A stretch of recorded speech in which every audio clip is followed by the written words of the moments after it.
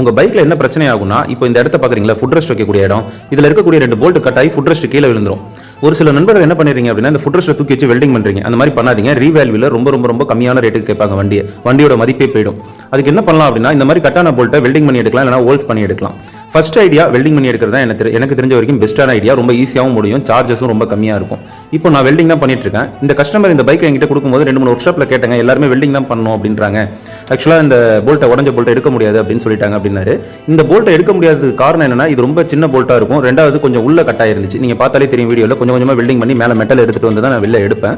So இந்த மாதிரி welding அடிக்கும் போது பாடியும் அந்த போல்ட்டையும் சேர்த்து வச்சு ஒரு சில ஒர்க் ஷாப்காரங்க வெல்டிங் அடிச்சிடறாங்க. அதனால தான் இதை மேக்ஸிமம் தள்ளி விட்டுருவாங்க, இந்த வேலையை செய்ய மாட்டாங்க. இதில் அவ்வளோ சார்ஜஸும் வாங்க முடியாது அப்படிங்கிறதுனால இப்போ நம்ம கொஞ்சமாக 2 போல்ட்டுமே வெளில எடுத்துட்டோம். இதில் வெல்டிங் அடிக்கும் போது கவனிக்க வேண்டிய விஷயம், நான் எந்த இடத்துல போட்டிருக்கேன் பார்த்தீங்களா, வெல்டிங் அடிக்கிறதுக்கு பக்கத்தில் போட்டிருக்கேன். ஸோ அந்த மாதிரி தான் பைக்கை பொறுத்த வரைக்கும் போடணும். முக்கியமாக வந்து ஸ்பார்க் பிளக்கை கழட்டி விட்டுணும், பெட்ரோல் ஆஃப் பண்ணிடுங்க, கார்பரேட்டர் லீக் ஆகுதுன்றதையும் செக் பண்ணிக்கோங்க. நன்றி. மீண்டும் ஒரு நல்ல பதிவு.